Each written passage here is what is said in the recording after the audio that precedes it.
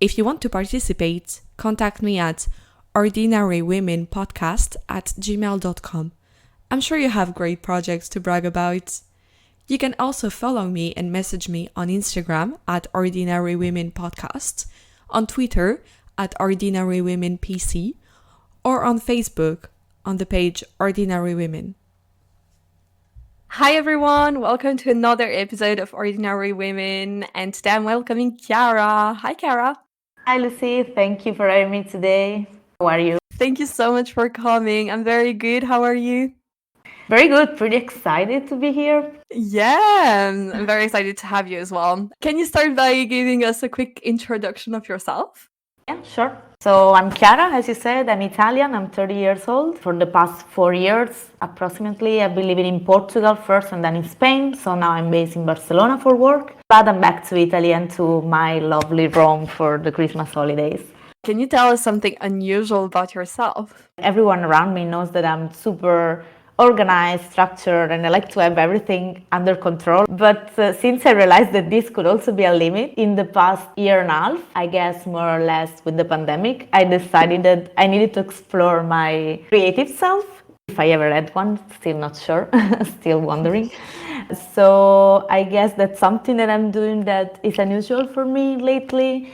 I'm trying to be a bit more artistic, so I learned how to play an instrument and I'm attending theater courses. So I don't know, I want to challenge myself and do something unusual. Maybe this is not unusual for other people, but for me it is. It's super challenging because I'm not used to it due to my personality. So I guess, yeah, that's it. That's my fact. Oh, that's so cool. That's such a good challenge. Which instrument are you trying to learn? Ukulele. Nice. Very excited about that. So since here we talk about what it is like to be a woman, one question that I like to ask at the beginning is, was there an event or a moment in your life when you realized you are a woman? Well, I wouldn't say probably a specific event in my life, but I rather say the moment or the period of my life when I moved abroad for the first time. I guess this was for me like the epiphany, you know, I'm not a girl anymore, I'm not a child, I'm becoming a woman because, I don't know, probably you can relate, but living in a foreign environment, being able to cope with different difficult situations on your own and everything made me realize that I was an adult and I was a woman. And it's something that took me some time to get to that awareness, but I guess that's my answer. Oh, yeah, that's very cool. You know what? That reminds me of the first week I was in Rome. So it was the first time that I moved from my parents. I was in a new country, very new the language back then. And I remember I think it was my second day in Rome, being on a bus. I think it was on Piazza Venezia. Okay. And I remember thinking, what the hell am I doing here? Like, why did I want to leave? And then leave one of the best years of my life. But yeah. No, but I guess that going out from your comfort zone is something that really makes you grow faster than usual. Yeah, completely. I don't know if it was the same for you, but when I did that, like, I grew so much that year. I don't know about you.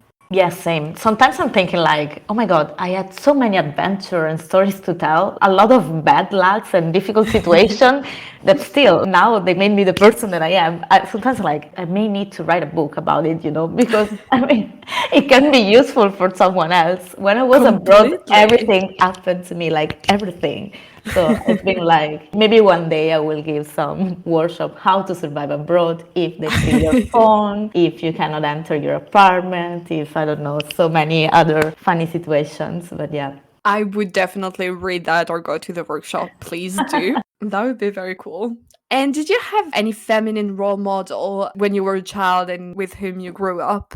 I would say the female role in my family, so my mom and both my grandmothers. Not in a very specific way, but the way they educated me, the way they made me grow and feel, let's say, aware of how to behave, how to treat people, and everything. They made me the woman I am now. So I would say that probably they have been my feminine role models in the past, for sure. And yeah, impacting mainly my personality now and the values I have, I would say caring, listening, respecting the others. That's very cool. What do you think you got from them? So you said like, yeah, a lot of empathetic, I guess, values. Yeah, that's it. Like, I think it's not common nowadays to have values, or at least to have this kind of values. They are kind of, let's say, outdated. If you see, like, with social media and all this crazy area we're living now, respect to me is a value that is lacking a lot. And I'm super happy with the education I got with my family, because my main value is behave with others the way you would like the other to behave with you, you know? And this is so obvious if you think about it, but it's not, because we have clear example on how people cannot behave towards the other, because they're not respecting people, they're not listening to people, they're not paying attention to their needs. And this is something that luckily I have, and I can see it both in my personal and professional life. And I think this was thanks to my family. Oh yeah, and I guess actually like that's quite funny that you mentioned respecting people and like opinion, like listening to them, because I feel that as women we experience a lot of disrespect from men. Men's behavior towards women is very often disrespectful. Yeah, I guess the moment or the environment where I felt it the most was probably at work during my first working experiences. So I'm not so experienced at the moment, but the first internship or contract that I had in the past, I really felt how women were lacking some representation and respect in the environment. And I felt it on my skin, because I always felt like I need to prove that I deserve to be here, but why my peer there that is a male is not doing the same, why everything is so obvious and implicit for them, and I always need to be here like showing that I'm actually deserve this position, that I'm working, you know, that I'm not here just because, but because I deserve it. And to me this was a real struggle at the beginning. Like my first year as a professional worker were horrible, because like I was feeling always underestimated, because I was a woman, I was young, and I remember, for example, that in one situation I got promoted pretty fast because I deserved it. I'm a fast learner, so I was pretty good at my job, and I was promoted to, at the time was corporate trainer, so I was giving training to new joiners in the company. And I remember receiving some comment like, oh my god, but you're like 26 and you're a girl, you're not even a woman, so how are you here already? I was like, because I work hard and I deserve it. I don't know why I'm here replying to this question, you know? Yeah. And to me, that was the period of my life that impacted me the most, that I felt mostly underrepresented or underestimated because of being a woman. And yeah, I don't remember why I started this. I don't remember either, but it was very interesting anyway, so I'm very happy. But yeah, it's so annoying. And also like, probably this person who are like, oh, why did you get it? Like, because I'm better than you. Yeah, but why should I even receive this type of question, you know? The first few years of my job experience were like, what the hell? This is going to happen every time that I change a company or that I change position, that I need to find some sort of justification for myself to be here. Can't you see that I'm working hard?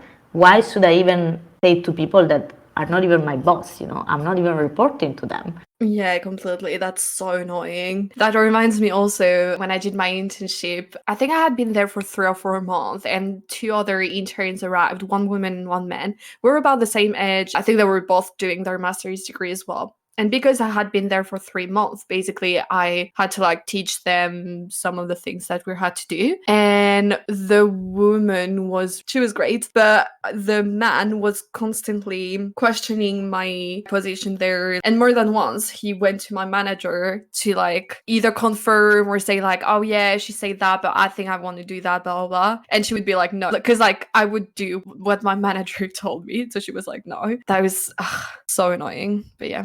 Yeah, but this is pretty common nowadays. To me, it was the very first experience I had right after completing my degree. It was like that. The second one, it was the same. So to me, this was the only way I was used to work, you know, always questioning myself. And was annoying, frustrating, but at the same time, I was also feeling like, oh my god, I'm not happy, you know. If this is going to be my life from now on, this is not going to be cool. I like working, you know, I'm a hard worker, I like to learn new things, I have to do things, I don't know, to see projects that I'm working on that are coming to life and all this stuff. And then I was, but if this is going to be like this my entire life, oh my god, this sucks. Then luckily I found a normal company and an healthy environment, and I realized how it should be. You know, when they say that if you're happy when you're working, you will never work a day in your life, something like this. Yeah. Now it's fine, but coming back to one of your previous questions, I guess that this was also a moment of epiphany or revelation for me. Like, okay, I need to pick up and for myself, I need to learn how to survive to this environment. And this was also a moment when I realized, okay, I'm not a child anymore. I'm a woman. I need to learn how to handle this. I need to learn without having a burnout, without falling down because of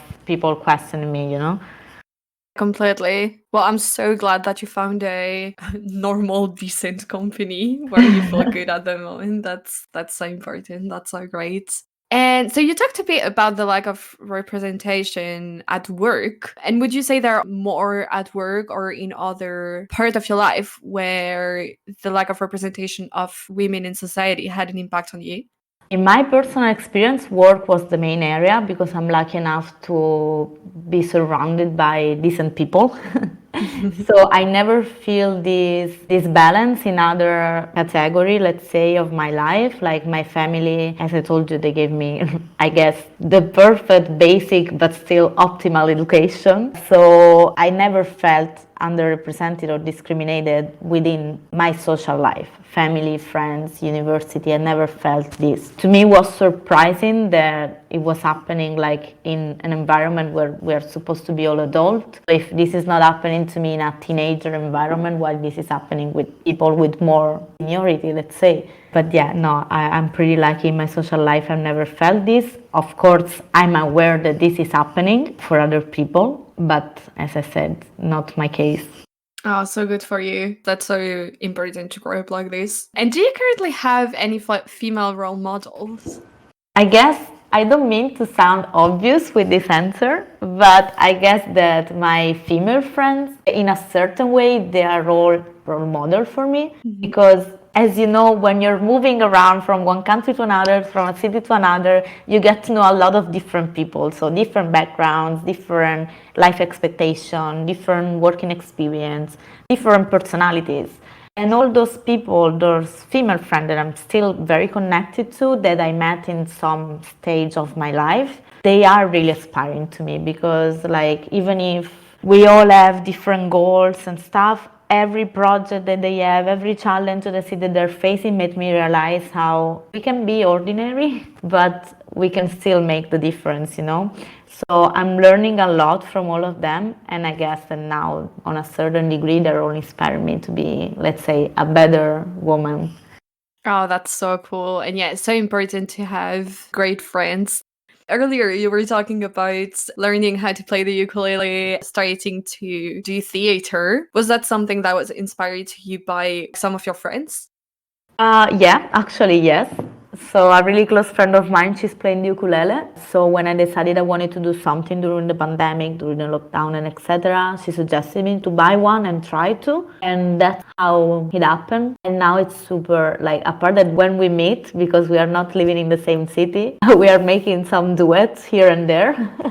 Which is fun. Fun, yeah. And also, I think it's something that really helps me when I have some stressful day or I don't know, I feel like upset for something. Music really helps me to, you know, put it out, let it go, and relax. And same goes for theater.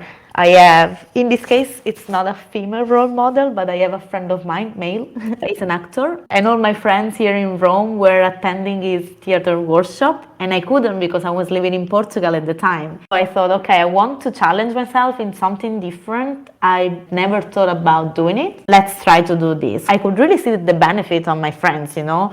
They were learning how to express themselves better in terms of like the way they were communicating, but also what they were communicating. And I thought, okay, I think I'm already a good communicator, but maybe I feel shy in some situation, or I feel that, as I told you at the beginning, I'm pretty structured as a person. So I don't always feel like improvising. So let's try to see if this helps and I learn how to do it, not only in theater, but also in my personal life. Let's think out of the box. And I think this is how, I don't know, seeing how my friends were growing and were developing more soft skills thanks to this experience, I decided to do it myself. Which is sad because I'm not doing it with them, but at the same time, I have in parallel more or less the same experience.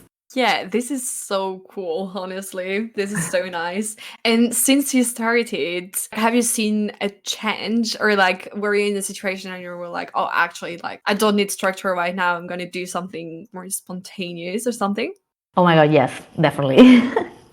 I was like, I think last week, a few weeks ago, I was acting in front of a small audience, but I was doing it and I was doing it fine. I was doing of course, I was nervous. I was not thinking, oh my God, what these people will think about me. Oh my God, I need to be perfect. I don't know. I cannot make a mistakes and everything. So I felt like, oh my God, if they would have told me 2 months ago, I would have replied, no way I'm doing this because I'm afraid I will go there and forget everything. I'm afraid I will go there and people will laugh at me. And this is something that now I'm feeling less and less. And I saw it that day when I was playing my monologue in front of everyone. And I was, wow. It's amazing how in a few weeks you can already feel the change in your behavior, I wouldn't say personality, it's more a matter of practice and feel more confident. So yeah, it helped me a lot. This is so cool. Can't wait to see you on Broadway. Oh my God, not that far. I think if you want to come to Barcelona and see one show, probably it's more realistic, Ooh, I might. Yes, that would be very cool, actually. That's very, very cool. All right. I'd like to jump on the kind of like second part of this podcast and talk about the project. So, what do you want to talk about? So when you invited me, I've been thinking a lot. And I thought about these experiences that is pretty related to what we discussed in the first part of this episode.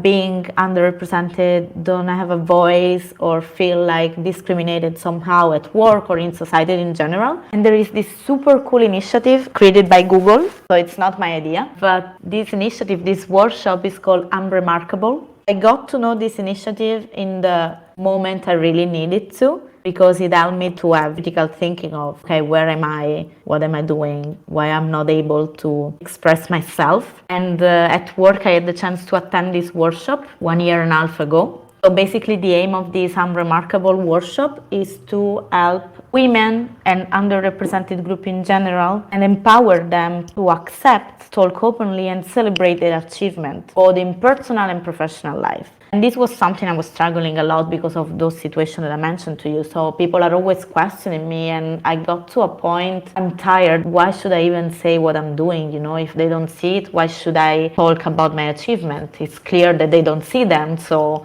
I don't know. So I was letting myself down quite a lot at the time. And attending that workshop was really so helpful to me, because I realized how important it is to embrace self-promotion in your life, no matter if it's work or it's your personal life. And self-promotion is not a bad thing. It's actually a skill. It's something we should all practice. We should all have. There's nothing bad in saying what you're achieving in your life, And I had this perception myself, and this is one of the main pillars of this workshop, that women are underrepresented in these environments, and so they are leaning less towards talk about their achievement because they suffer the imposter syndrome. So they feel like they don't deserve where they are, so they don't feel like talking about what they're doing because they are fooling people. Yeah, that feeling that you're not good enough and that you're an imposter, and that soon people will discover that Exactly. you shouldn't be here and that you arrived here kind of by chance, but that you don't belong, something like that, you don't deserve.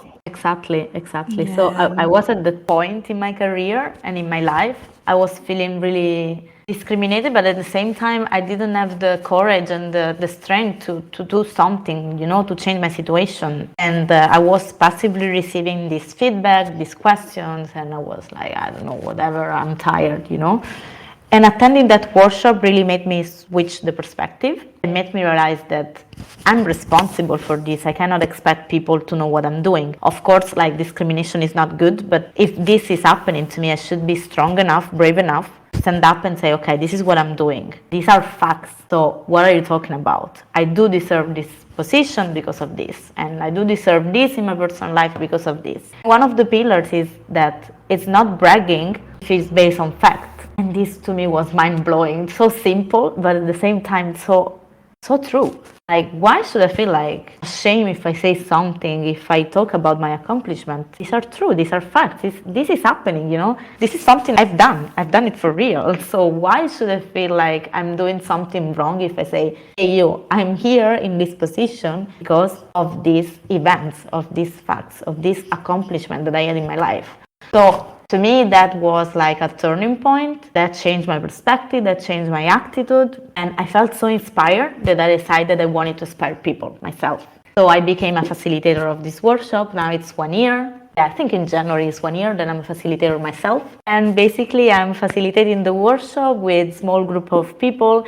I always done it remotely because of COVID, unfortunately. But I think it's amazing how this topic, the structure of the workshop is pretty basic. You don't even have so many slides or so many information to provide your audience with, But it's more an open discussion, how people feel about this topic, if they ever felt underrepresented, discriminated, how do they feel about talking about their accomplishment. And this is so powerful to have this kind of conversation with people. And it doesn't need to be only women, it can also be men, because it's interesting to see how also men can be discriminated or underrepresented in some situation, or how men realize that are discriminating women in some situation, or women are even discriminating women, This is happening a lot actually, that for some, some jealousy or something, women are the worst enemy of other women. So to me, this has been super inspiring, and since I'm a facilitator, I feel even more enriched and empowered, because listening to other people's stories and listening how they're also struggling with the same topic and help them to come through, understand how to accept that they are good at something, because the first thing is the acceptance, because sometimes they don't even realize it, So they accept that they do have achievement and they can talk about it and they should celebrate it because it's something they should be proud of. It's super inspiring. And I think at some part it can also be touching, depending on the level of intimacy that you reach during the workshop. I had some examples from people attending the workshop that were super touching. And I guess this is the project I wanted to bring to this podcast, because I think it's really interesting, related to the main topic, and it's something we all need. This is so interesting and such a cool thing to do. That also reminds me, when you talked about the imposter syndrome, of the glass ceiling, which is, I think, like what you're trying to break in a way. So I don't know if you're familiar. I think it's a theory, I would say, in social sciences. I'll have to do a bit more research for that, and it will be in the podcast notes, in the episode notes. But basically, the glass ceiling is that theory that women tend to not apply to the jobs they are competent for because of this, because they've been taught, basically, we've been taught, I don't know why I don't include that in myself in that, we've been taught not to talk about our achievements, etc., and that we think that we don't deserve, that because of this imposter syndrome, we don't even apply, even if we are competent, whereas men would tend to see a job and be like, oh yeah, sure, I can do that, even though sometimes they don't have the competences, but they would still do it. Actually, this is one of the studies that is mentioned also, that I like to mention during the workshop. I found it super interesting, because if you ask people, both women and men, would you, what's the percentage of skill match that you think you need to have before applying to a job? The percentage for women is super high. Sometimes I say 90%, 95% match their CV with the job description. Otherwise, they do not even apply. They don't even try. And for men, it's around 65, 70. So this tells you a lot about the difference between the perception that we have of ourselves. Because it's not a matter of men are better than women or the other way around. Like, it's a matter, how do you feel about your self-confidence? How do you feel competent? Why don't you even try? And this is super interesting to me, and it's super interesting to have different stories. This sounds very cool, yeah. But I'm very, half surprised and half not, but I didn't know about these statistics. That's quite important. important. Yeah, I know that I do that a lot. Now I have a job that I love, so like I'm not applying at the moment. But before I got in, when I've had to apply, I would be like, oh, I'm missing this one thing on the list out of 10 skills listed. I would not apply, except that one time when I was so desperate. I applied for a job of like an expert on the football market for like contracts of players, something like that. And I was just like, you know what? I'm gonna apply at this point. Anything will do. Yeah, obviously I didn't even get an interview, but yeah. But yeah. But at least you tried, no?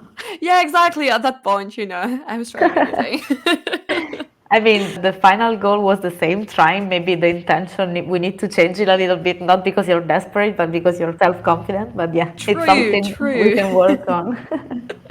But what is really nice about this project, as I told you, is not really, oh my God, it's a boring workshop. She's going to pass like, 1 hour and a half talking about statistics, studies, and like, I don't know, general information about something that is so obvious and known worldwide now. No, it's really like everyone is talking, everyone is participating. It's super confidential, so nothing that is said during the workshop can be shared outside. And I like to make people there is, so they feel comfortable in talking about their experiences. And what is really interesting is that from my perspective, I was inspired by the workshop the day I attended it, and I'm trying to inspire people. But what is nice is that then you have this domino effect, because even if your audience is not then becoming a facilitator, as I decided to do, then if they learn the lesson, they're trying to inspire other people in their daily life, and it's a matter of really changing the attitude and boost your confidence and help people to boost their confidence. And this is nice. It's kind of coaching probably as well, which is an area that I found super interesting. Not the life coaching that the coach that say, you're great, you're doing great, you're doing fine, keep going, not this stuff. But this is kind of, I don't know, life coaching, business coaching can be as well. And I think it's super interesting. Yeah, definitely. And so you said at the beginning that you came to know about this because it was presented at your job, right? Yeah. How did it arrive in your workplace? Well, this is pretty easy because at the time I was working for an outsourcing company and my client was Google. So since this is an initiative from Google, we were incentivized to have this kind of workshop once in a while, and that's why they organize it for the employees. But then you're not really linked to Google. I mean, even if you're a facilitator, you can like present the workshop to anyone, to your friends, to your university, to your job if it's in another company. It's something that Google is the company related to it, but then it's something different. For example, I know you're familiar with ESM, the Erasmus Student Network, because this is how we met, basically.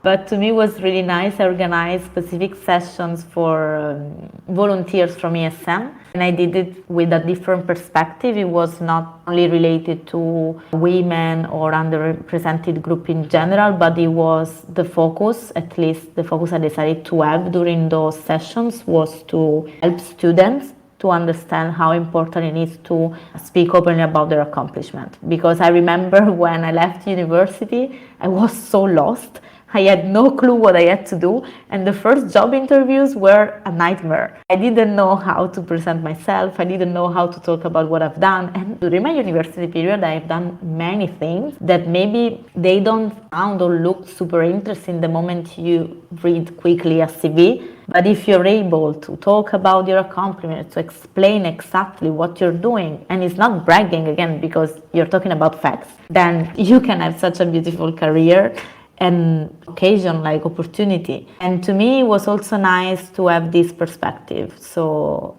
university perspective, help people who are about to finish this period, to help them with this transition to their job life, Yeah, definitely. It is so important. And yeah, at uni, it's not something we necessarily learn about completely. Or even, I remember even struggling with like just showing the skills I had, because you're at the course and like it is interesting and stuff. But then what do you actually do with that? I felt that this is very lacking from all the universities I've been to, which is a shame. But yeah. Yeah. Completely agree. And so when you were at this first workshop, what's the first things you thought? When I was attending or when I was presenting? Well, my question was about when you were attending, but also feel free to talk about when you were presenting, because I'm sure it's interesting as well. So my first thought was like, first of all, I thought it was, oh my God, this is so obvious. This is in front of any of us every day. But to me was, as I say, mind blowing because how don't we even think about, I mean, this is happening. It's clear now that someone is clearly stating that we tend to have the imposter syndrome more than men, and that we tend to feel ashamed or to feel maybe too arrogant if we're talking about our accomplishment. So it was, wow. I mean, I knew it, but I never realized it until now. And then when I was first presenting, I was like, okay, I know what I need to say, but I don't know what would be the reaction, because there may be people that react the same way I did in the past, or there may be people that found it so lame that they don't even want to talk about it. So the first time, but every time that I'm presenting this workshop, I'm super happy because I feel that this topic is so important to people in this specific moment where we are living now. And I like to see the interaction, I like to see sharing of experiences, of emotions. It's really a powerful moment for me. Yeah, it must be. And you must learn so much, even as a facilitator, every time you're doing it. Yeah, definitely. I was a bit helped by the fact that at the time I was, as I mentioned before, a corporate trainer, so I was already facilitating workshop for work. But having this type of workshop that are more emotional related, more related to soft skills, or simply to personality and human being, these are the moments where I really need to put there my empathetic trait of personality that I told you that my family inspired me to have, because you need to be a good listener, you need to care about what people are saying, and you need to pay a lot of attention. Yeah, I guess you have to be focused the whole time. Yeah. This is so cool. And what made you want to be a facilitator? I guess the idea of helping people the way my facilitator at the time helped me to come through this topic and to understand that I was stuck in a situation, but I was also responsible to unblock it. I don't know if I remember how I was feeling in the first year of my career, and I think about someone else going through the same, I would be more than happy to help these people, because I mean, we shouldn't feel wrong, or we shouldn't feel that we do not deserve something. So let's say that I want to be altruistic and help people the way I was helped at the time. Yeah, that makes sense. And how long was there when you first thought about becoming a facilitator and when you actually became one? A few months, but it was mainly a matter of waiting list to become a facilitator, because you need to go through some steps, and it was pretty long, the waiting list. I attended the workshop in July and I became a facilitator in January. Okay, cool. That means Yeah. also, that's very nice. That means that there are quite a lot of people willing to do that then, I guess. Yeah, it's like if you look at the website and you see at the number, there are people all over the world facilitating these workshops, and it's amazing, like the impact that can have worldwide. And it's all on a volunteer basis. You're not earning anything by this. It's simply you want to do it because you believe in this. I believe in this value, I believe in this idea, and that's why I'm doing it. All the facilitators are volunteers. So this is also amazing for me, that there are so many people willing to spend their free time on this just for the sake of helping other people. Yeah, completely. That's very cool. And how did you do it? So basically, the requirements are that you need to attend first one workshop as participant, then you apply to become a facilitator, and you need to follow a specific session, train the trainer. And then basically they give you all the tools. You need to schedule at least a workshop within, I don't remember how many months, to be officially a facilitator, and then you have a minimum number of workshops to be scheduled yearly. And why are you proud of it? Because of the impact it has on people. It can seem so simple, but I think it's really important to state clearly where you're standing now, what have you done so far, what are your objectives for the future. I think it's something we should all learn how to do, and it's something that you need to practice, because it's not from one day to another you're able to do it. It's a skill. So you need to learn how to talk about your accomplishment, how to set your objective clearly, and how to, again, be more self-confident and aware of your abilities. Cool. Yeah. Have you heard back of someone who came back to you saying that you helped them, that what achievement they accomplished thanks to the workshop?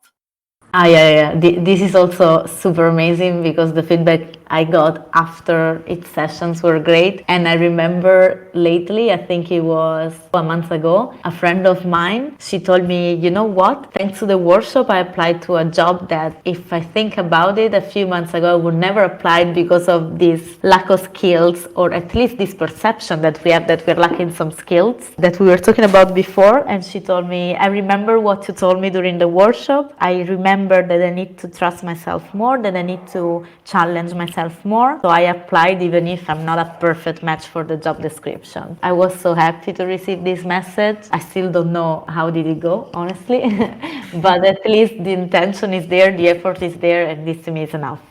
Yeah, completely. That's so great to have the actual results. That's so cool. And also, yeah, if she doesn't get that one, maybe the next one. This is so cool. Yeah. This is very, very cool. And was there any important person who had an impact on it, on your willingness to do it, or on the way you did it, or something? I'm pretty grateful to the people organizing in my previous company for sure, because like the fact that they believed in this value and organizing for the employees helped me to then follow this path and develop a path for myself. But yeah, I guess that's it. Important to have that in a company. That's so great that they did it. Yeah. That's very cool. Was there any challenge that you faced? Well, it's not always easy. I mean, you don't know how people will react. I'm not worried about facilitating a workshop per se because it's something I'm used to do. But, and again, this comes back to my mindset that needs to have everything under control and needs to have everything organized. So going there and not knowing what will be the reaction, which type of facts or personal stories they will share, is always a bit scary because at least I feel a lot of responsibility in this. Because you don't know how much a person will open up during this session, if they're going to share something really sensitive. So you need to be ready to react to any type of comment, to any type of story that they want to share. This is something you cannot prepare. So to me, it's really a challenge because it's something against, let's say, my way of thinking. But at the same time, it's something that is really enriching you because the moment you get to have a very personal story or something you were not expecting, you're learning a lot. So I guess it's something that can be a blocker, but it's something that also at the end of the workshop will give you you will learn such a great lesson that it's worth it. That's very cool. Have you ever had someone in a workshop who refused to open or difficult, if I can say that, behavior?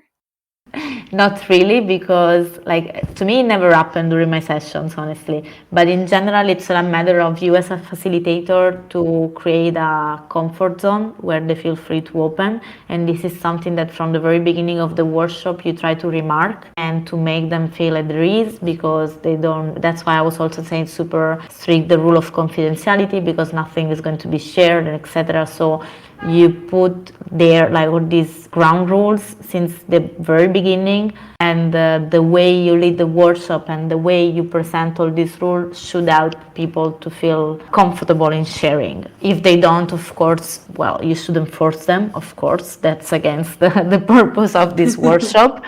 But as far as I can see, they do feel comfortable and they share at the end of it. Ah, that's nice. Yeah. Yeah.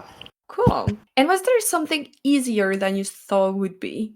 Well, I guess it's becoming easier and easier, this part of not knowing what to expect. Once you get used to it and you had already different groups and you could already see different reaction and different type of story that they bring up, it's becoming easier. So I was expecting this to be much harder, honestly, but at the end, it's also the most interesting part and it's becoming easier every time. Oh, that's cool. I think that was actually my last question. I don't really have any more questions, but Okay. maybe there is something you would like to add? No, just let me know if someone is interested. I think it's for the type of guests you're having in this podcast, I think it's super relevant and it would be great to hear different stories. So this I mean, this yeah, sounds like I an would advertising. definitely. It's fine. I would definitely be interested. And yeah, if anyone who listens is as well, well, message me, or like if you want to message Chiara, maybe you have a like professional or something where people can contact you for that. I don't know how it works. Since it's on a voluntary basis, I don't have anything professional related to this, but they can message you and it's fine. Okay, cool. So anyone can message me if you want that. Cool. Well, thank you so much for sharing. Honestly, it was so interesting. It really makes me want to like look a bit more into that. And yeah, I would definitely be down to do one. Thank you so much for having me. Thank you for coming. As usual, the very last word of the podcast is from the guest. So the mic is yours. Remember that everyone is remarkable and you just need to find your voice to say it out loud.